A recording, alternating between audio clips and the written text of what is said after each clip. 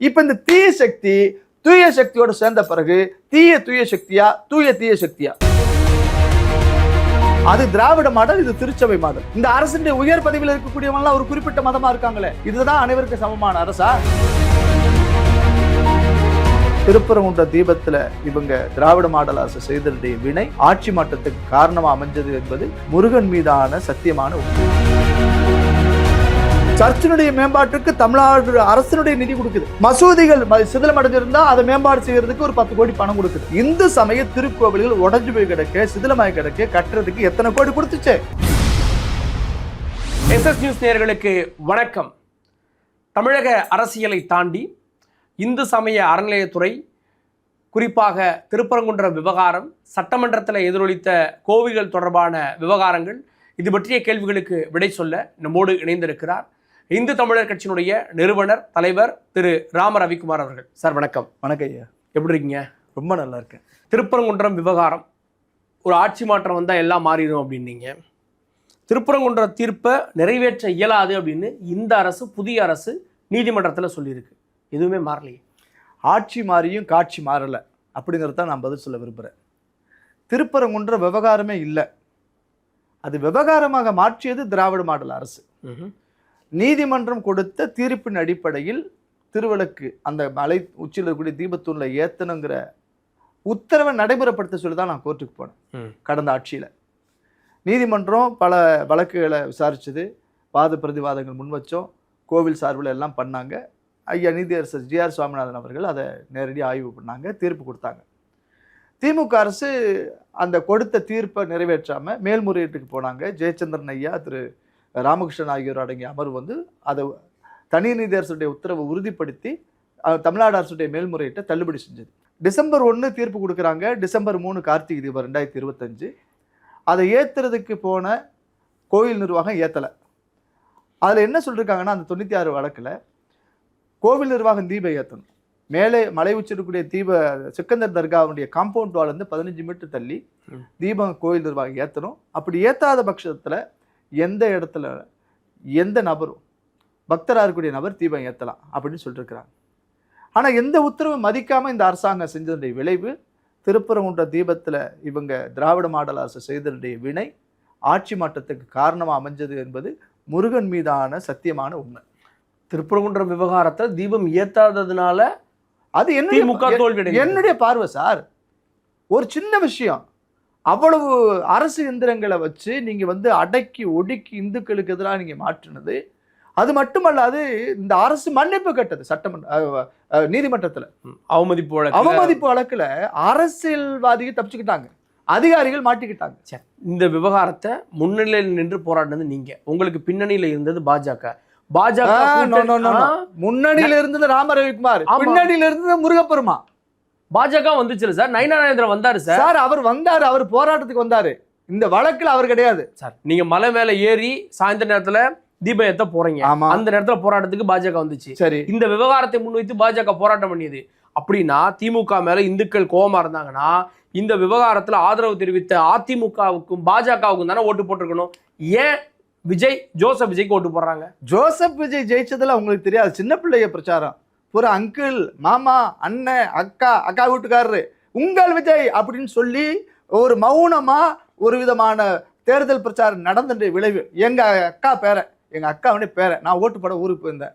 சாமி பெரியப்பா அப்படின்னா, என்னடா சொல்ற அப்படின்னா, ஓட்டு போட்டியா அப்படின்னா, போடலடா, நிமல் தானே போடணும், விஜய் மாமாவுக்கு ஓட்டு போட்டு உனக்கு சாக்லேட் வாங்கி தருவாருங்க. 4 வயசு பிள்ளை, சத்தியமான உண்மை. நான் எங்க அக்கா பேரன், 4 வயசு. அப்ப இந்த பிஞ்சு மனசுல வந்து விஜய புகுத்தி, அவர் நடிகர் அதெல்லாம் வருங்க, அவனை ஓட்டு கேட்கிற அளவுக்கு இந்த ஊடகங்கள் மூலமாக ரசிக மனப்பான்மை அந்த குற்றச்சாட்டை வைங்க. ஆமா, ஆனா வந்து முருகப்பெருமானின் அருளால் ஒரு ஆட்சி மாற்றம் நிகழ்ந்தது அப்படின்றீங்களே, இதை நிகழ்த்தியது மக்கள். ஆமா, இது கடவுள் நினைச்சு ஒரு ஆட்சி மாற்றத்தை பண்ணிட்டாரு, அவருடைய அருள் உண்டுதானே. இப்ப திரு விஜய் அவர்கள் பிறப்பால் கிறிஸ்தவர், தன்னை கிறிஸ்தவர் என்று அறிவித்துக் கொண்டவர். ஆனால் தன்னை முருக பக்தனாக காட்டிக் கொள்வதற்கு திருச்செந்தூருக்கெல்லாம் போய் காமிச்சு வந்தார். கோவிலுக்கும் போறார். சரியா, நான் எல்லா மதங்களுக்கும் நான் ஒன்னா இருக்கிறேன், பிறப்புக்கும் எல்லா உயிருக்கும் அப்படின்னு சொல்லிட்டு அவருடைய தேர்தல் கோஷமா வச்சிருந்தாரு. அதன்படி எல்லாம் ஜெயிச்சுட்டாங்க. ஜெயிச்ச அரசை நான் விமர்சிக்க விரும்பல, ஏன்னா மக்கள் வாக்களித்து தான் வந்திருக்கிறாங்க. இப்ப அப்படியே பாத்தீங்கன்னா, இப்ப நன்மை செஞ்சார் பல செஞ்சாருன்னா ஸ்டாலின் ஏன் தோத்தார்? பதில் சொல்லுங்க. ஸ்டாலின் தோல்விக்கு கொளத்தூர் மக்கள் காரணம். கொளத்தூர் மக்கள் காரணம். மக்கள்கிட்ட இந்த திருப்பரங்குன்ற தீப விஷயமும் ஒரு காரணம். நான் அப்படி பார்க்குறேன், என் பார்வை அது. ஆமாம் சார். இவங்க பழனியில் கும்பாபிஷேகம் பண்ணாங்க சார், விதிமீறி நடத்துனாங்க. மார்கழி மாதம் நாள் செஞ்சு ஜனவரி 26 திரு ஸ்டாலின் அவர்களுக்கு சந்திராஷ்டம தினத்தில் கும்பாபிஷேகம் பண்ணாங்க. நான் அன்னைக்கே சொன்னேன், இந்த கும்பாபிஷேகம் செய்தால், பழனி கோயிலில் கும்பாபிஷேகம் செய்தால் ஆட்சி கலகலக்கும், சில மந்திரிகள் ஜெயிலுக்கு போவாங்க நான் சொன்னேன். அதே போல கட்சிக்குள்ள குழப்பம் வந்துச்சு. செந்தில் பாலாஜி ஜெயிலுக்கு போனார். ஏன்னா அதில் பெரும் பங்களிப்பு இருந்தது செந்தில் பாலாஜி. அவருக்கு வேண்டப்பட்ட மிஸ்டர் சந்திரமோகன்கிற ஒரு நபர் தான் கோவில் ட்ரஸ்டியாக இருந்தார். தெய்வத்தினுடைய தண்டனைகளை நீங்கள் அவ்வளோ சீக்கிரம் பார்க்க முடியாது சார். இதை உணரத்தான் முடியும். என் பார்வை அப்படி இருக்கு. இது உங்க பார்வையா இருக்கலாம். இதை ஆட்சி மாறினா காட்சி மாறிடும் அப்படின்னு தான் ஓட்டு கேட்டீங்க. திராவிட மாடல் இந்துக்களுக்கு எதிரானதுன்னு நீங்க. இன்று இந்த அரசும் எந்த மாற்றமும் செய்யலை, மேல்முறையீடு போயிருக்காங்க, நாங்கள் இப்போ நிறைவேற்ற முடியாதுன்ட்டாங்க. அப்போ இந்த அரசு எப்படி பார்க்குறீங்க? அது திராவிட மாடல், இது திருச்சபை மாடல். பிதாசுதன் பரிசுத்த ஆவியின் பெயராலே ஆண்டவராகிய இயேசு கிறிஸ்துவின் பரிபூர்ணமான கிருபை பெற்ற அரசு. இந்துக்களும் ஓட்டு போட்டிருக்காங்கல்ல? போட்டிருக்கோம் சார். ஆனால் இந்துக்களுக்கான நாதி இருக்கா இந்த ஆட்சியில் இல்லைன்னு? ஆமா, சட்டமன்றத்தில் இருக்கக்கூடிய சபாநாயகர் பெருமகன் அனைவருக்கும் பொதுவான மனுஷனா இருக்கணும். மதத்தால் அவர் கிறிஸ்தவராக இருக்கலாம், அவர் விவிலியத்தை பாடலாம், இயேசு பெருமானை போற்றலாம், மரியாதை துதிக்கலாம். ஆனால் தேசிய கீதம் பாடுகின்ற பொழுது ஏன் இயேசு சிலுவை குருவி போடுறாரு?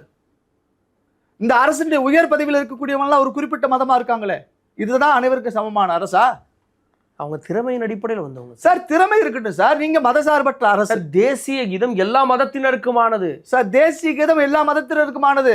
தேசிய கீதம் படித்து முடித்த பிறகு ஏன் சிலுவை குறியீடு போடுகிறார் சபாநாயகர்? சரி, இப்ப தேசிய கீதம் படித்து முடித்ததும் வணக்கம் வச்சா எல்லாருக்கும் பொதுவானது. அதுல முஸ்லிம்கள் மட்டும் தான் அல்லாஹ்வுடைய நம்பிக்கை. இது அவமதிப்புன்னு எப்படி சொல்லுவீங்க? அவமதிப்பு தான் சார். அவமதிப்பு தான் சார். ஒரு பொதுவாக இருக்கக்கூடிய ஒரு மனிதர் நேற்று கூட போன தனிப்பட்ட நிகழ்வு, அதை சொல்லக்கூடாது. எங்கள் அம்மா எல்லாரும் சரியை பார்த்துட்டு ஒரு இயேசு பாட்டு பாடுங்க, அது அவர் கும்பிடட்டும். அவர் பைபிள் கொடுத்துருக்கிறாரு, ஊரெல்லாம் பிரச்சாரம் பண்ணியிருக்காரு, அது தனிப்பட்டது. ஆனால் ஒரு அரசு என்கின்ற வருகின்ற பொழுது அரச மதம் என்பது அனைவருக்கும் பொதுவாக இருக்கணும் ஒழிய குறிப்பிட்ட மதத்துக்கு போகக்கூடாது. அரசுக்கு மதம் இல்லை சார். அரச பதவிகளில் இருப்பவங்களுக்கு மதம் இல்லை, ஆனால் அந்த தனிநபர்களுக்கு மதம் இருக்கு. அந்த தனிநபர்களின் மதங்களை சொல்லி அந்த அரசே அப்படிதான் இருக்குன்னு குற்றம் சாட்டுறது அது வேடிக்கையா இல்லையா? ஆமா. இப்ப ஏன் நீங்க திருப்பரங்குன்ற விஷயத்துல தனி நீதி அரசர் கொடுத்த உத்தரவு, இருநீதி அரசருடைய உத்தரவு ஆன பிறகும் அதை நிறைவேற்றிட்டா பிரச்சனை இல்லை. நீங்க அனைவருக்கும் பொதுவானவன்னா நீதிமன்றத்தில் ஜட்ஜையா கேட்குறாங்க. இது ஜனநாயக நாட்டில் அனைவருடைய உரிமைகளும் உணர்வுகளும் மதிக்கப்பட வேண்டும். ஒரு சின்ன விஷயம், ஏன் இவ்வளவு பிடிவாதமா இருக்கிறீங்க? கார்த்திகை தீபம் ஏற்றுட்டா உங்களுக்கு என்ன பிரச்சனை? அதனால ஒரு நல்ல தீர்வு கொடுக்கும்னு நாங்களுமே கோர்ட்டில் சொன்னோம். ஒரு பாசிட்டிவானது இந்த அரசு தீபம் ஏற்று நாங்கள் நம்புறோம்னு சொன்னோம். ஆனால் இவங்க என்ன பண்ணுறாங்க, நாங்கள் மேல்முறையீட்டுக்கு போகிறோம் அப்படின்னு போயிருக்கிறாங்க. சட்டத்தின் பார்வையில் அது சரி. நாங்களும் அதை மேல்முறையீட்டில் போய் நான் அதை எதிர்கொள்ள போகிறோம். இறுதி வெற்றி நிறைவு வெற்றி முருகப்பெருமானுக்கு தான் வரும். அதில் நான் மாற்றுக்கிறது கிடையாது. நான் இன்னைக்கு இதில் பதிவு செய்கிறேன். சத்தியமாக உண்மை. திருப்பரங்குன்ற மலையில் தீபம் ஏற்றப்படும், கார்த்திகை தீபம் ஏற்றப்படும், மலை உச்சியில் தீபத்தூள் ஏற்றப்படும். ஆனால் இந்த அரசு ஏன் இவ்வளோ இழுத்தடிக்குதுன்னு சொன்னால், இது தூய சக்தி அப்படின்னு ஆட்சிக்கு வந்தாங்க. தீய சக்தின்னு யாரெல்லாம் சொன்னாங்க? கம்யூனிஸ்ட்டு, திமுக கூட்டணியில் இருக்கக்கூடிய அத்தனை கட்சிகளும் தீய சக்திகள் இவங்க பார்வையில், தூய சக்தி பார்வையில். இப்போ என்ன ஆயிப்போச்சு, தீய சக்தியில ஜெயிச்ச கட்சி தூய சக்தியில ஐக்கியமாயி யாரெல்லாம்? காங்கிரஸ், கம்யூனிஸ்ட், விடுதலை சிறுத்தை, அப்புறம் எங்க ஐயா கருத்துண்டுக்காரு, எங்க ஊரு எங்க ஐயா வைகோ, இன்னும் 2 நாள்ல வெளில வந்துருவாரு. அப்புறம் நம்ம பாய் IUML, இந்திய யூனியன் முஸ்லீம் லீக், அவங்களாம் வந்துட்டாங்க. ஆமா, பூரா சோஃபா கொடுத்து சோஃபா மாடலா அது என்னமோ சொல்றாங்க, மாடல்லாம் சொல்றாங்க. அப்படி நம்ம கேட்க வேண்டியிருக்கு. இப்ப என்ன ஆயிப்போச்சுன்னா, இப்ப நீங்க தூய சக்தி அப்படிங்கிறது நீங்க பாலு. இப்ப உங்களுக்கு எதிராக நின்று ஜெயிச்சவங்க தான் கம்யூனிஸ்ட், காங்கிரஸ், விடுதலை சிறுத்தை, IUML, வைகோ போன்றவங்க எல்லாம். இப்ப இந்த தீய சக்தி தூய சக்தியோட சேர்ந்த பிறகு தூய சக்தியா தீய சக்தியா? இது எப்படி இருக்குன்னா சார், பழைய சோறு, பிரியாணி, பிரிஞ்சி, சுடுசோறு, வெள்ளை எல்லாம் மிக்சிங் போட்டு குழப்பி எடுத்தமா ஒரு வெரைட்டி ஒரு மருங்கும். அதுதான் இந்த அரசு. அப்படி ஒரு வெரைட்டி தான் மதச்சார்பற்ற கூட்டணியாக இன்னைக்கு பரிணமிக்கிறது. மதச்சார்பற்ற கூட்டணியாக உருவாயிருக்கு. ஏன்னா திமுக கூட்டணியில இவங்க எல்லாம் இருந்தாங்க. இந்த மதசார்பற்ற கட்சிகளுடைய கூட்டணியுடைய அந்த அவங்களுடைய மனம் குளிர செய்யறதுக்கு தான் திருப்பரங்குன்றத்துல தீபம் ஏற்ற மாட்டேங்கிறாங்க சார். முத 5 வருஷம் இவங்க இருக்க போறாங்க சார். 5 வருஷம் இருப்பாங்களா? வந்ததுக்கப்புறம் நம்பர் வந்துருச்சுல சார். நம்பர் வரும் சார், மெம்பர் வரணும்ல. நாளைக்கு ஒரு சபாநாயகருக்கு எதிராக ஒரு தீர்மானம் கொண்டு வருவாங்க. அப்ப யாரெல்லாம் காண போறாங்க பாருங்க சார். இது ஒரு கேமு. நீங்க நினைச்சிட்டு இருக்கீங்க பூரா எல்லாம் நிக்கிறான்னு. ஐயோ, இந்த முடத்தங்கு மாதிரி இருக்காங்க. இங்க இருந்துட்டு அங்க இருக்கிறான், அங்க இருந்துட்டு இங்க இருக்கிறான். நாளைக்கு டிவிக்கு இருந்து ஒரு 10 பேர் திமுகவுக்கு ஏடிஎம்கே போனா என்ன பண்ணுவீங்க? எப்படி ஆளுங்கட்சியில எப்படி சார் போவாங்க? போக மாட்டாங்கன்னு நீ எப்படி உறுதி சொல்றீங்க? எங்க ஆளுங்கட்சியை தேடி வருவாங்க. மதசார்பற்ற சக்திகள் சொல்லி ஸ்டாலின் தலைமையில வென்றெடுத்த கட்சிகள் எல்லாம் டக்குன்னு 1 மாசத்துல இங்க ஓடி வந்தானுல சொல்லுங்க. ஏன்னா ஜெயிச்சு கொள்கை வீரர்களா எல்லாம் பெட்டிங் வைப்பாங்க. இங்க பெட்டிகள் வச்சாங்களான்னு தெரியல. இங்க வந்தது காரணம் இந்த அரசு மேல மக்களுக்கு சின்ன வெறுப்பு வந்துகிட்டு இருக்கு சார். அப்படியா? ஆமா. ஏன் தெரியாம ஓட்டு போட்டோம்டா, பேய்க்கு பயந்து பிசாசிட்ட மாட்டிக்கிட்டோம்டா அப்படிங்கிறாங்க. என்ன பண்ணிட்டாங்க? என்ன பண்ணிருக்காங்க சார்? இப்பதான் ஒரு 40 நாள் இருக்கு ஒரு அரசுக்கு. பிஎஃப் பார்ட்டி ஃபண்டை ஒழிச்சிருக்கோன்றாங்க, கமிஷன் கலெக்ஷன்லாம் ஒழிச்சிருக்கோன்றாங்க, நிறைய இடங்கள்ல ரெய்டு போயிருக்காங்க. ரெய்டு போய் பல குவாரிகள் மூடப்பட்டிருக்கு, பல அதிகாரிகள் சஸ்பெண்ட் செய்யப்பட்டிருக்காங்க. சரி, கடந்த ஆட்சியுடைய நல்ல திட்டங்களும் தொடருது. ரைட்டுங்க. 1000 ரூபாய் வருது. அது 1000 ரூபாய் வருது. 2500 எப்போ கொடுப்பீங்க?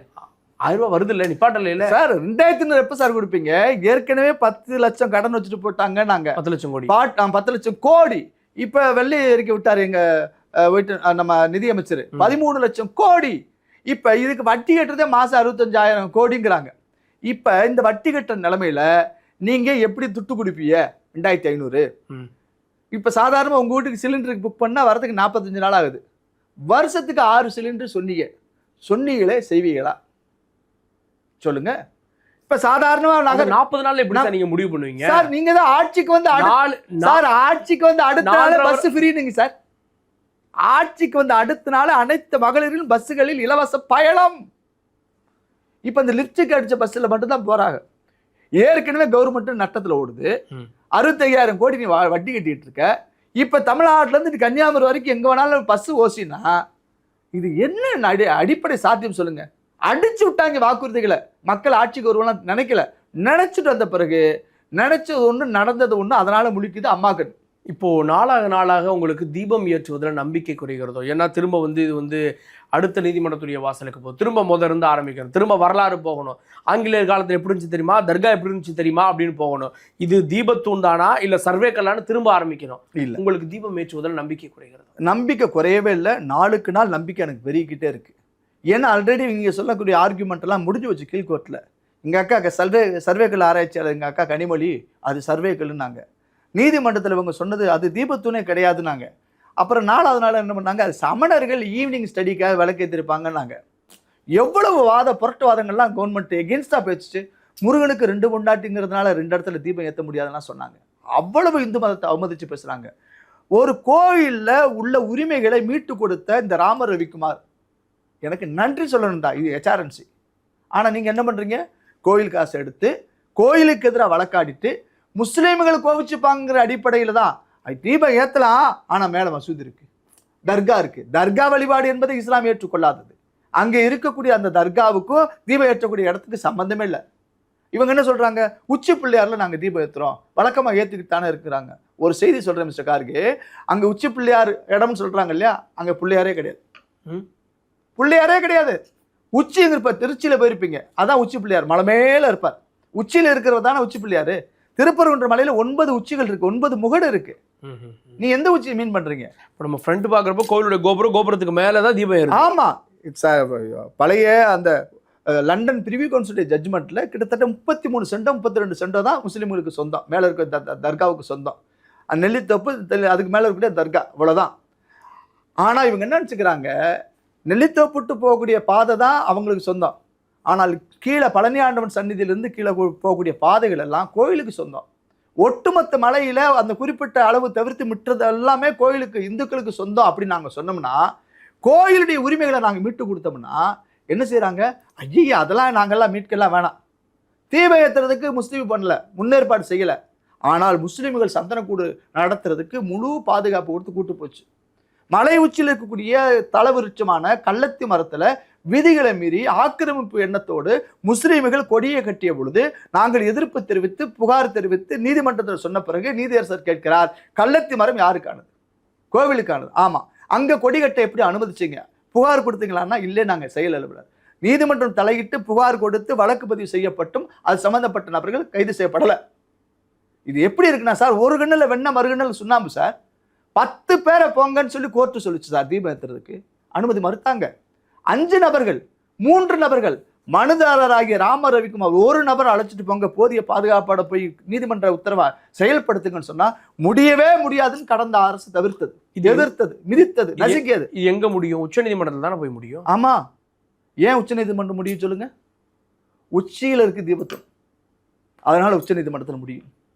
சத்தியமா சொல்றேன், நான் வணங்கக்கூடிய முருகன் மீது சத்தியமா சொல்றேன், இந்த வழக்கு உச்ச நீதிமன்றத்தில் வெற்றி பெறும், தீபம் ஏற்றப்படும். திருப்பரங்குன்ற தீப விவகாரத்திலேருந்து வெளியே வந்தோம்னா இந்த புதிய அரசு 40 நாளை நிறைவு செஞ்சிருக்கு. அதில் குறிப்பாக இந்து சமய அறநிலையத்துறையில் நிறைய சீர்திருத்தங்களை பண்ணியிருக்கோம் அப்படின்றாங்க. இந்து சமய அறநிலையத்துறை அமைச்சர் திடீர்னு போகிறாரு, ஆய்வு பண்ணுறாரு, இதெல்லாம் எப்படிப்பா? திருப்பரங்குன்றம் தீப விஷயத்தில் இந்த அரசுடைய நிலைப்பாட்டை நான் கடுமையாக எதிர்க்கிறேன். ஆனால் புதிதாக பதவியேற்றக்கூடிய இந்து சமய அறநிலையத்துறை அமைச்சர் திரு ரமேஷ் அவர்களுடைய செயல்பாடு பாராட்ட தகுந்ததாக இருக்கு. நான் மனப்பூர்வமாக பாராட்டுறேன். ஏன் அப்படின்னா, நம்மளை மாதிரி ஒரு சாதாரண வீட்டு பிள்ளை அந்த கட்சியில் சேர்ந்துச்சு, எம்எல்ஏ சீட்டு கிடச்சி, ஜெயிச்சிச்சு, மந்திரி ஆயிடுச்சு. நான் வாழ்த்துறேன். ரெண்டாவது, இந்த அரசாங்கத்தில் பட்டியல் மக்களுக்கு 8 பேருக்கு மந்திரியெல்லாம் கொடுத்துருக்குறாங்க. அது வரவேற்க தகுந்த அம்சம். ஏன்னா சமூக நீதி எல்லாம் பேசிய ஈரோட்டு பாசறையில் ஒன்றும் கொடுக்கல, உரிய மரியாதைலாம் இல்லை. ஏன் இந்து சமய அறநிலையத்துறை அமைச்சரை பாராட்டுறேன்னு சொன்னால், மாண்புமை நீதியரசர் திரு எஸ்.எம். சுப்பிரமணியம், அருள்முருகன் ஆகியோர் அடங்கிய பெஞ்சில் நான் ஒரு வழக்கு போட்டோம்.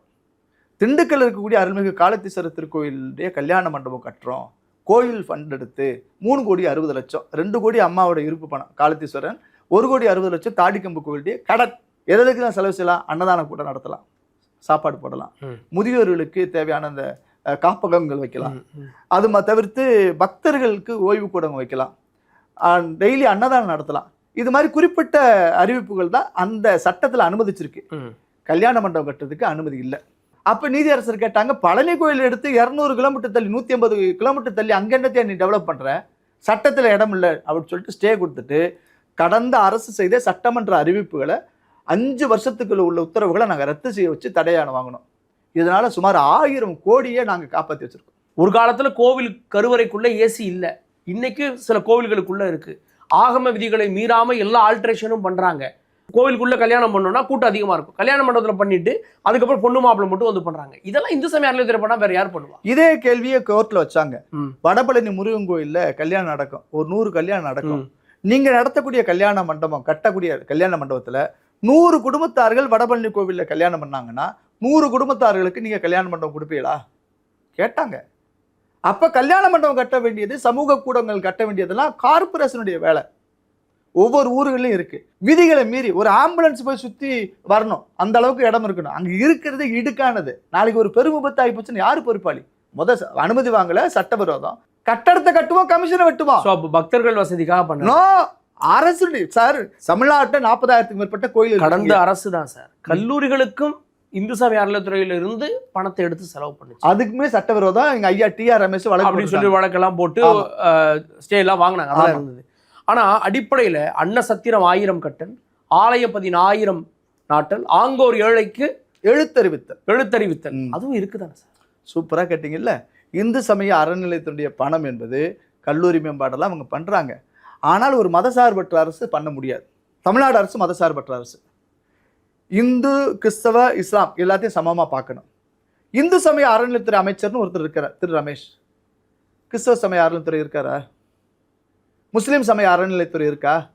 ஆனால் மதசார்பற்ற அரசு என்ன பண்ணுதுன்னா, சர்ச்சினுடைய மேம்பாட்டுக்கு தமிழ்நாடு அரசினுடைய நிதி கொடுக்குது, ஒரு 10 கோடி. மசூதிகள் சிதிலம் அடைஞ்சிருந்தா அதை மேம்பாடு செய்யறதுக்கு ஒரு 10 கோடி பணம் கொடுக்குது மதசார்பற்ற அரசு.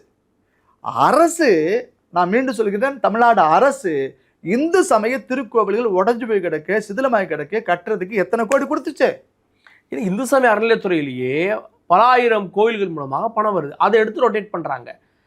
ஒரு கால தீப பூஜை இல்லாத கோவில்கள் எல்லாம் இந்த பணத்தை தானே பண்றாங்க. கரெக்டா வந்துட்டீங்க பாயிண்ட்டுக்கு.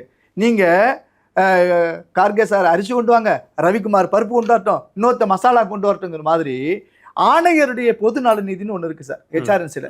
இது எப்படின்னா, அந்த இணை ஆணையர் மண்டலங்கள்ல வரக்கூடிய பெரும்பாலான கோவில்கள் இருக்கக்கூடிய இருப்பு பணத்தை தூக்கி அந்த வங்கி கணக்குல இருந்து ஆணையருக்கு அக்கௌண்ட்டுக்கு டிரான்ஸ்ஃபர் பண்ணணும். அந்த ஆணையர் என்ன பண்ணுவாருன்னா, இந்த பட்டியல் சமுதாய மக்கள் இருக்கக்கூடிய கோவில்கள், சிறு சிறு கோவில்களுக்கு 2 லட்சம் நாங்கள் நிதி கொடுக்குறோம் கட்டுமானத்துக்குன்னு சொல்லி சொன்னாங்க. இதுல என்ன கேள்வி, அரசாங்கம் எவ்வளவு கொடுத்துச்சு? பல்லாங்குழி விளையாட்டுல முத்து எடுத்து இன்னொரு குழியில போடும்ல, குண்டு மாத்து குழி மாத்து, அந்த வேலையை தான் இந்த அரசு செய்யுது. சிதிலம் அடைந்து போன எத்தனை ஆயிரம் கோவில்கள் இருக்கு, உடைஞ்சு போய் கிடக்கு. தமிழுடைய வரலாற்று அடையாளங்கள் அழிஞ்சு போய் கிடக்கு. இதெல்லாம் நீங்க மேம்படுத்துனீங்கன்னா நான் உங்களை பாராட்டுவேன். நீங்க என்ன பண்றீங்க? நாங்கள் 4000 கோவில்களுக்கு இந்த அரசு கும்பாபிஷேகம் செஞ்சு விட்டது. அதுல எங்க கமலஹாசன் எல்லாம் கூப்பிட்டு சொல்றாங்க, இவர் ராஜராஜ சோழனுக்கு அடுத்ததாக கும்பாபிஷேகம் செய்தது சேகர் பாபு. எப்படிங்க? இன்னும் கொஞ்சம் பேசு, இன்னும் கொஞ்சம் பேசு, தூக்கலா பேசு அப்படிங்கிற மாதிரி இந்த பிரகாஷ்ராஜ் பேச வச்சாங்க. பாபுக்கு கும்பாபிஷேகம் பண்ணலையா? கும்பாபிஷேகம் பண்ணலையே. சேகர் பாபுடைய பங்களிப்பு. சேகர் பாபு ஒரு அளவுக்கு மேல போய் இது இந்துக்களின் அரசு மாதிரி அதை கொண்டு செல்கிறார் அப்படின்னு தீகா கூட்டத்தையே அவருக்கு எதிர்ப்பெல்லாம் எழுந்தது. அது காரணத்தை சொல்றீங்கயா. ஒவ்வொரு கோவிலுக்கும் கும்பாபிஷேகம் செய்வது என்பது உபயதாரர்களுடைய காசு. இப்போ உதாரணமா மயிலாப்பூர் கோயில் கும்பாபிஷேகம் நடக்குது, பழனி கோயில் நடந்ததை பேசுவோம். உங்களை போன்ற பல டோனர்கள் இருப்பாங்க. ஒருத்தர் 1 கோடி தர்றேன் பாரு, இன்னொருத்தர் 5 கோடி தர்றேன் பாரு, நான் அதை ஏற்றுக்கிறேன், யாகசாலை ஏற்றுக்கிறேன், கோபுரத்துக்கு ஏற்றுக்கிறேன். இப்படி ஒவ்வொரு உபயதாரர்கள்ட்டையும் காசை வாங்கி கும்பாபிஷேகம் முடிச்சுட்டு ஸ்டாலின் அவருடைய பொற்கால ஆட்சியில், சேகர் பாபுடைய கற்கால ஆட்சியில் எல்லா பேரும் போட்டு கல்வெட்டு வச்சிருவான். ஒரு ரூபாய் கூட சேகர் பாபுடைய பங்களிப்போ ஸ்டாலினுடைய பங்களிப்போ கிடையாது. யாரோ காசு கொடுக்குறான், நீ செஞ்சு கொடுக்குற ஒரு ஆளு. அதுலயே பல இடங்களில் முறைகேடு நடந்திருக்கு. இந்த கோபுரத்துக்கு அமைச்சு 4 பேர்ட்ட வாங்கியிருக்கலாம். ஒரு பழமொழி ஒன்று சொல்லுவாங்க, இந்து சமய அறநிலையத்துறை அமைச்சராக இருந்தா தேங்காய் மூடி தான் கிடைக்கும், வேறு எதுவும் எட்டு போக முடியாதுன்னு. நீங்க என்ன சொல்றீங்க? எல்லாத்துலயும் கமிஷன் வாங்குறாங்க, கட்டிங் வாங்குறாங்க, கோடி கோடியா சேர்த்துட்டாங்கன்றீங்க. நம்புற மாதிரி இருக்கா? சரி, இப்போ தேங்காய் முடியெல்லாம் காலம் மாறி போச்சு, கால பரிமாற்றம் மாறி போச்சு சார். இந்த கடந்த 5 வருஷம் திமுக அரசுல எவ்வளவு கோவில்கள்ல இருப்பு பணம் இருந்தது, பிக்சட் டெபாசிட் எத்தனை ஆயிரம் கோடி இருந்துச்சு. பழனி, சமயபுரம், ஸ்ரீரங்கம், திருவண்ணாமலை எல்லாம் எடுங்க, ஒரு ஒயிட் பேப்பர் விடுங்க. இந்த ஆட்சி முடியும் போது எவ்வளவு கோடி இருந்தது, எவ்வளவு எடுத்திருக்கிறாங்க, ஒரு வெள்ளையருக்கு வெளியிடுங்களா. துணிச்சலான ஆட்கள் தானே நீங்க, வெளியிடுங்க. ஒரு செய்தி இன்னைக்கு நான் பதிவு பண்றேன். முத்தமிழ், அனைத்துலக முத்தமிழ் முருகன் மாநாடு பழனியில் நடத்தினாங்க சார். முருகன் புகழ் பாடுறதுக்கு நீங்க தானே அரசு, அதெல்லாம் கட்சிக்கார மாநாடு நடத்திப்பான்.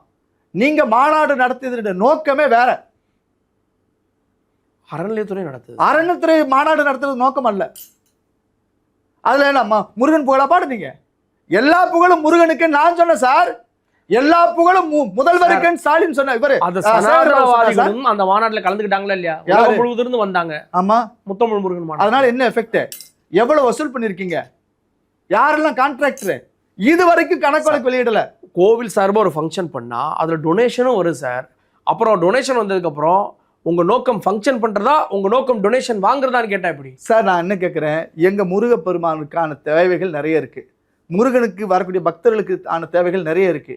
உங்க நோக்கம் முத்தமிழ் முருகன் மாநாடு நடத்தியதை இது வரைக்கும் துணிச்சுள்ள அரசாக இருந்தா போன அரசுல நீ வெளியிட்டிருக்கணும் கணக்கு வழக்க. இது வரைக்கும் வெளியிடல.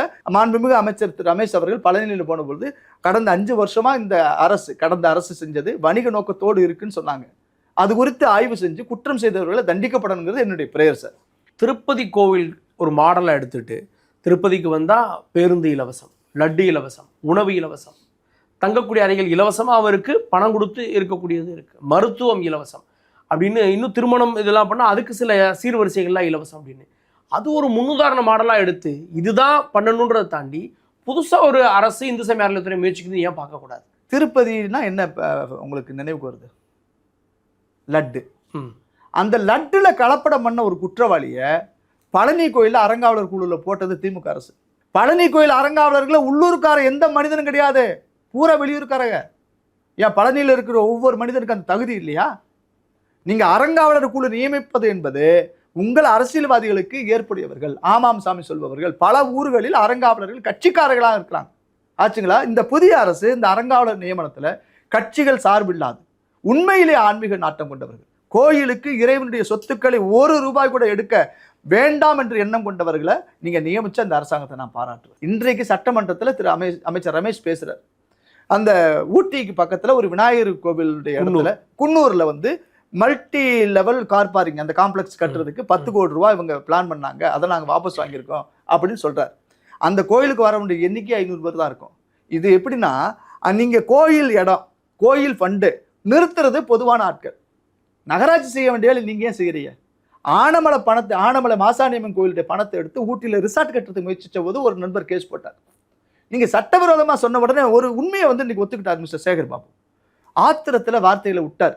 என்னன்னா, இப்ப திரு குமரகுருபரன் IAS இருக்கிறாங்க, அவங்க இந்த HRS அரசு செயலர், இந்து சமய அறநிலையத்துறை அரசு செயலர். அவர் தான் இந்த 246 கோடி ரூபாய்க்கு பெருமான அந்த விவரங்களை கட்டுமானங்களை நாங்கள் வாபஸ் வாங்குறோன்னு உத்தரவு போடுறாரு. இதில் என்ன பியூட்டினா சார், இதெல்லாம் கட்டணும்னு உத்தரவு போட்ட பெரிய மனுஷன் அந்த மனிதன் தான். திமுக மாடல், திராவிட மாடல்ல கல்யாண மண்டபங்கள் கட்டுவதற்கும் வணிக வளாகங்கள் கட்டுவதற்கும் அரசாணை பிறப்பித்து உத்தரவு போட்ட புனிதர் திரு குமரகுருபர். அவர் என்னத்துக்கு ரோஷம் வந்துச்சுன்னா, சேகர் பாபுக்கு அமைச்சர் அறிவிச்சார் அப்படின்னு சொன்ன உடனே நான் அறிவிக்கலப்பா, அவர் தான் போட்டார், இப்போ அவரை மாட்டி விட்டாங்க. ரெண்டாவது, நீங்க திரு குமரகுருபரன் சார் மட்டுமல்ல, எச்ஆர்என்சி அலுவலகத்தில் ஒரு சில அரசு அதிகாரிகள், ஒருத்தர் ராஜா லீகல்ல இருக்கக்கூடிய மனிதர், அவங்களுடைய மனைவி திருமதி அம்பிகா, அவங்க எஸ்டாப்ளிஷ்மெண்ட் ஒரு டிபார்ட்மெண்ட் இருக்கா. இவங்க தொடர்ந்து கிட்டத்தட்ட ஒரு 25-30 வருஷமா அதே இடத்துல பல பணிகள் இருந்தாலும் அவங்க அதே இடத்துல இருக்க அதிகார மையமா இருக்கிறாங்க. எந்த அரசாணையும் இல்லாம ரூல்ஸை வைலேட் பண்ணி இதற்கு முந்தைய திரு ஆணையர் ஸ்ரீதர் ஐஏஎஸ் வந்து அவங்களுக்காக உருவாக்கி கொடுத்தார். காரணம் சேகர் பாபு. இப்போ எல்லாமே மாறிடுச்சு. ஏன்னா இந்து சமய அறநிலையத்துறை அமைச்சராக ஏன் ஒரு பிராமண சமூகத்தை சேர்ந்தவர் வரணும் அப்படின்ற எதிர்குறலும் இருந்தது. இன்னைக்கு அதை அவருடைய செயல்பாடுகளால் மாற்றிட்டாரா, இல்லை இன்னும் அதில் சர்ச்சை தொடர்றதா? எனக்கு அந்த வாதமே தவறான வாதமாக நான் பார்க்குறேன். திரு விஜய் எல்லா கட்சி தலைவர்களையும் பார்த்து தனக்கு எதிராக எந்த அறிவிக்கைகளோ செயல்பாடுகளோ வந்துவிடக்கூடாதுங்கிறதுக்காக மரியாதை நிமித்தமான சந்திப்புன்னு சொல்லி ஸ்டாலின் தொடங்கி வீரமணி வரைக்கும் எல்லாரையுமே பார்த்தார். இந்து சமய அறநிலையத்துறையில் ஸ்வப்னான்னு ஒரு ஐஏஎஸ் அவங்கள அரசு செயலராக நியமிச்சாங்க. அந்த அம்மா நேர்மையானவங்க. திமுக அரசு செய்த இந்த துறையில் செய்த ஊழல்களை அம்பலப்படுத்தி விட்டுருவாங்க அப்படிங்கிற காரணத்தினால அந்த அம்மாவுக்கு பிராமண சாயத்தை பூசி ஒரு பார்ப்பன பெண்மணியை நியமிப்பதான்னு சொல்லி முதல்ல அறிக்கை வெளியிட்டது வீரமணி. நான் சாதிகளை ஒழிச்சிட்டேன்னு சொல்லக்கூடிய மிஸ்டர் வீரமணி, ஏன் பிராமண சாதியை மட்டும் நீ மனசுல வச்சிருக்க? ஏன் பிற ஐஏஎஸ் அதிகாரிகள் குறித்து சாதி சமூக பெயரை நீங்க குறிப்பிடுவீங்களா? சமூக நீதி அப்படின்றதே உயர் சாதியினர் தாங்கள் பெற்றுக்கொண்டு மற்றவர்களுக்கு கிடைக்க விடாம செய்யறாங்க. அப்போ அதை சரிசமமா பிரிக்கணுன்ற இடத்துல தானே சமூக நீதி உருவாகும். சார், நீங்க ஐஏஎஸ்ஸா பாப்பீங்களா, ஐயர் ஏஎஸ்ன்னு பாப்பீங்களா? ஏன் பிற சாதி பேரை நீங்க சொல்லுங்களேன். நீ பாப்பான் பாப்பாத்தின்னு சொல்லக்கூடிய இந்த மனப்பாங்கு பிற சாதியின் பெயரை சொல்வதற்கு வீரமணிக்கு துணிச்சல் இருக்கிறதா? ஒரு அமைச்சர் திரு ரமேஷ், எளிய ஓட்டுப்புள்ள, அவர் அமைச்சராக இருக்கிறார், சட்டப்படி தேர்வு செய்யப்பட்டிருக்கிறாரு. அவருக்கு நீங்க பாப்பா முத்திரை குத்துறீங்கன்னா, இதே பட்டியல் சமுதாய மக்களை சார்ந்த 8 அமைச்சர் இருக்காங்க, அவங்களுக்கு அவங்க பேர் சொல்லுவீங்களா நீங்க? ஏன் ஒரு பிராமண எச்ஆர்என்சி அமைச்சராக வரக்கூடாதா? அப்படி ஏதாவது சட்டம் இருக்கா? அவருடைய செயல்பாடுகளை பார்க்கறதை விட்டுவிட்டு சாதிகளை ஒழித்து விட்டோம்னு சொல்லி பிராமணனை மட்டும் சிந்தையை ஏற்றி வச்சுக்கிட்டு இந்த பிராமண எதிர்ப்பு கண்ணாடி போட்டுட்டு நித்தமும் பிராமணனுக்கு எதிராக பார்ப்பனருக்கு எதிராக நீங்க பேசக்கூடியது வன்மமான வக்கிரமான கேவலமான அரசியல் வீரமணி செய்வது. திமுகவும் பாஜகவும் கூட்டணி சேருவார்கள் அப்படின்னு ஒரு பார்வை இருக்கு, அதற்கான சூழலும் வருது அப்படின்ட்டாங்க. அப்படி சேர்ந்தா அவங்களோட நிலைப்பாடு எப்படி இருக்கும்? நான் ஜோசியக்காரன் இல்லை, முதல்ல அத்தைக்கு மீசம் முளைக்கட்டும், அப்புறம் பேசுவோம் பேச்சு. இன்னைக்கு தான் காங்கிரஸ் புதிய எதிரி ஆயிட்டாங்களே சார். பாஜகவுக்கும் புதிய எதிரி காங்கிரஸ், திமுகவுக்கும் எதிரி காங்கிரஸ். இது எப்படி? ஆமா, இந்தியா கூட்டணி கூட்டத்தில் கலந்துக்கல சார், திமுகவுக்கு துரோகம் பண்ணிட்டு போயிட்டாங்க. அதெல்லாம் அது அப்ப துரோகத்தின் மறுவடிவும் தான் காங்கிரஸ். பிஜேபி கூட்டு வருதா வரலையான்னு ஏன்னு சொல்ல முடியாது, ஏன்னா நம்ம மிஸ்டர் நயினார் நாகேந்திரன் நான் கிடையாது. ஆனால் பிஜேபியும் திமுகவும் கூட்டணியில் இருந்தது. வாஜ்பாய் ஐயா, கலைஞர் ஐயா இருந்தபோது ஒரு சில அந்த கொள்கை உடன்படிக்கையெல்லாம் வச்சுக்கிட்டு அதுலதான் கொஞ்சம் பேர் ஜெயிச்சாங்க, அந்த கூட்டணி சமயத்துல ஜெயிச்சாங்க. அதனால அந்த அரசியலுக்குள்ள நான் வரல, என்ன மாட்டி விட நீங்க நினைக்காதீங்க. அண்ணாமலை ஒரு இயக்கம் தொடங்கியிருக்கார், அது கட்சியாக மாறும் அப்படின்னா பாஜகவுக்கு அதுல இருந்து நிறைய ஓட்டு போயிடும், பாஜக பின்னடைவு சந்திக்கும் அப்படின்னு சிலர் சொல்றாங்க. நீங்க அப்படி நினைக்கிறீங்க? நான் என்னுடைய பார்வை நான் அப்படி பார்க்கலைங்க. திரு அண்ணாமலை அவர் நம்ம தமிழ்நாட்டிலேருந்து படித்து ஒரு ஐபிஎஸ் அதிகாரியாக போய் கர்நாடகத்தில் வேலை செஞ்சு அங்கே பணிகளை சிறப்பாக இருந்த காரணத்தினால அவரால் தொடர்பு செய்யப்பட்ட அங்கே பிஜேபியினுடைய அமைப்பு செயலாளர் ஒரு பெரியவருடைய தொடர்புனால பிஜேபிக்குள்ளே சேர்ந்து உயர் பொறுப்புக்கு மாநில தலைவரெல்லாம் ஆனார். பொறுப்பில் இருந்த காலத்தில் ரொம்ப இந்த கட்சியானது மக்களிடம் பெரிய அளவில் ரீச் ஆனது என்பது உண்மை. ஒரு ரயில்வே ட்ராக் மாதிரி தான் கட்சி தலைவன் 2 பேரும் ஒன்றா பயணித்தாங்க. பிஜேபி இந்த மாதிரி ஒரு அறிக்கை கொடுக்குது, திமுக அரசு செய்த ஊழல்களை அவங்க செய்யக்கூடிய சட்டவிரோத காரியங்களை பொதுவெளியில் அம்பலப்படுத்திய ஒரு துணிச்சல் மிக்க மனிதராக திரு அண்ணாமலை இருந்தாங்க, மறுப்பதற்கு இல்லை. அவர் அந்த கட்சியில் பயணித்தார். அவருடைய மனசு இப்போ தனி ஒரு இயக்கம் காணணும்னு தோணியிருக்கு. அதனால் அவர் முறைப்படி வெளியில் போய் ஒரு அமைப்புன்னு வி த லீடர்ஸ்னு ஒரு அமைப்பு அவர் கட்டமைக்க முயற்சிக்கிறாரு. இதில் எனக்கு ஒரு சில கருத்துக்கள் நான் உங்கள் மூலமாக சொல்ல விரும்புகிறேன். என்னதான் நம்ம கூட பயணிச்சிருந்தாலும் அவர் வெளியில் போய் ஒரு தனி இயக்கம் கண்டாலும் அதை நம்ம வாழ்த்துறேன் நான் முதல்ல. ஏன்னா அவர் இந்த இப்போ நமக்கான பொது எதிரி யார்? திமுக, நமக்கான பொது எதிரி காங்கிரஸ், நமக்கான பொது எதிரி எது உங்களுக்கு டிவிக்கு. இப்படி பொது எதிரிகள் இவ்வளோ பேர் கம்யூனிஸ்ட்டு இதெல்லாம் இருக்கின்ற பொழுது உங்களோடு பயணித்து நம்மோடு பயணித்து ஒருத்தர் வெளியில் போயிட்டாருங்கிறதுனால வசை மாறி வார்த்தை போர் நடத்துவதை ரெண்டு தரப்புலையுமே செய்வது எனக்கு ரொம்ப வருத்தம் அளிக்குது. ஏன்னா பிஜேபி தமிழ்நாட்டில் வளர்ந்துருக்குன்னு சொன்னால் கொள்கை கோட்பாடு சித்தாந்தங்கள் ஒருபுறம் இருந்தாலும் கிட்டத்தட்ட 170 பேர் படுகொலை செய்யப்பட்டிருக்கோம் சார் தமிழ்நாட்டில். நமக்கான எதிரி அண்ணாமலை இல்லை, நமக்கான எதிரி பிஜேபி அல்ல. இது ஒரு தோழமையை பார்க்குறேன், அது ஒரு தோழமையை. பாஜக தலைவர்களே சிலர் விமர்சிக்கிறாங்களே, அந்த மனசு மாறணும்னு சொல்கிறேன். பிஜேபி தலைவர்கள் செய்தாலும் தவறு தான், இவர்கள் செய்தாலும் தவறு தான். இப்போ உங்கள் மேலே எனக்கு கோபம் இருக்குது, என் தம்பி நீங்கள் நல்லா இருக்கணும்னு நான் வாழ்த்தணும். இல்லை நீங்கள் வாழ்த்தாமல் கூட விட்டுடலாம். அவர் இருக்கிற வரைக்கும் போனார், அவர் வேலை செஞ்சார் அப்படின்ட்டு கடந்து போகிறது தான் புத்திசாலித்தனம். ரெண்டு பேருக்குள்ள சண்டைன்னா ஊரில் நம்மளை வேறு விதமாக எதிர்பார்ப்பான். அதனால் இந்த மாதிரியான மனப்போக்கு ரெண்டு தரப்புலையும் மாறணுங்கிறது நான் விரும்பக்கூடிய செய்தியாக இருக்குங்க சார். விஜய் தலைமையிலான அரசுக்கு உங்களுடைய அறிவுரை அல்ல உங்களுடைய ஆலோசனை என்ன? முதல்ல இன்னைக்கு திரு விஜய் சார் அவர்களுக்கு பிறந்த நாள். அவர் 100 வருஷம் நல்லா இருக்கணும்னு நான் பழனி ஆண்ட பிரார்த்தனை பண்ணி அவரை வாழ்த்துறோம். எங்களுக்கு மூத்தவர் தான். ஆனால் சட்டமன்றத்தில் அந்த நிதி அமைச்சராக ஒருத்தர் இருக்கிறார். அவர் குறிப்பிட்டார் ஒரு வார்த்தை, அந்த வெள்ளை அறிக்கையெல்லாம் வெளியிட்டு சொல்லுகின்ற பொழுது சட்டமன்றத்தில் பேசுகிறார். குறிப்பிட இருக்கு, புதிய ஏற்பாட்டில் ஜோசப் இருந்தார், பழைய ஏற்பாட்டில் ஜோசப் இருந்தார், தற்போது தமிழ்நாட்டிலும் ஜோசப் விஜய் இருக்கிறார் அப்படின்னு பெருமையாக சொன்னார். சரி, அது அவருடைய மத நம்பிக்கை. அதன் பெயரால் அவர் கோட் பண்ணி விஜயை வாழ்த்தினார், மரிய வில்சன். நான் அதே விவிலியத்தை கோட் பண்ணுறேன். புதிய ஏற்பாட்டில் ஜோசப் இருந்தார், பழைய ஏற்பாட்டில் ஜோசப் இருந்தார், இப்பொழுதும் ஜோசப் இருக்கிறார். புதிய ஏற்பாட்டில் யூதாஸ் இருந்தார், பழைய ஏற்பாட்டில் யூதாஸ் இருந்தார், இப்பொழுதும் ஜோசப் விஜய் இருக்கிறார். இயேசு பெருமானை காட்டி கொடுத்த யூதாசுகள் போல உங்களை சுற்றிலும் யூதாசுகள் இருக்கிறார்கள். எச்சரிக்கையோடு இருந்தால் ஜோசப்புக்கு நல்லது, இயேசுவுக்கும் நல்லது. நன்றி சார், நிறைய கேள்விகளுக்கு விடை கொடுத்தீங்க. எங்களோடு இணைந்ததற்கு நன்றி.